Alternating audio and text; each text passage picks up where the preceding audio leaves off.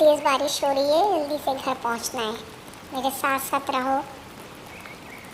और पीछे से चील मौके की ताक में थी कि कब बत्तख की निगाह हटे और वो एक बच्चा उचक के ले जाए, और वही हुआ। उसने उस बच्चे को उठा लिया।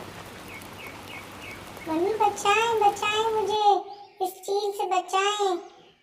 लेकिन जब तक बत्तख उनके पास आई, चील उसे उड़ाकर ले गई और बत्तख बेचारी जल्दी से वापस पलटी और कबूतर के पास गई।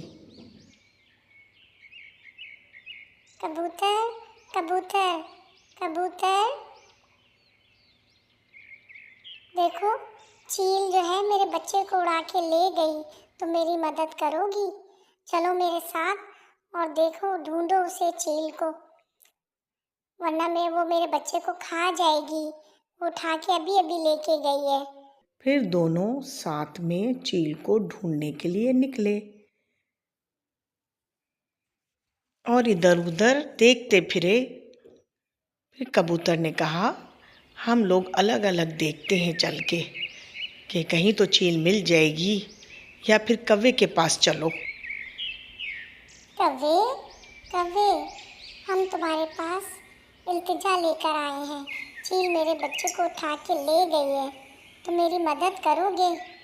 हाँ चलो मेरे साथ, आ जाओ, हम तीनों मिलके इसे ढूंढते हैं। कहाँ पर है ये चील? देखा तो बच्चा अभी चील के पास ही बाहिफाजत था।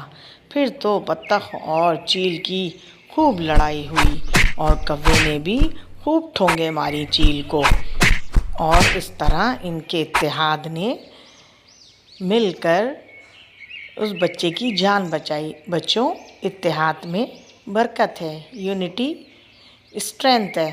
अगर हम आपस में एका कर लें तो कोई चीज़ नामुमकिन नहीं। और इस तरह चील भाग गई और कबूतर भी आ पहुंचा, और बेचारी बत्तख ने सबका शुक्रिया अदा किया। बहुत शुक्रिया कव्वे और कबूतर, तुमने मेरे बच्चे की जान बचाई। अगर आज तुम दोनों नहीं होते तो ये चील मेरे बच्चे को खा लेती। देखा बच्चों, ये सबक है कि इत्तेहाद में बरकत है।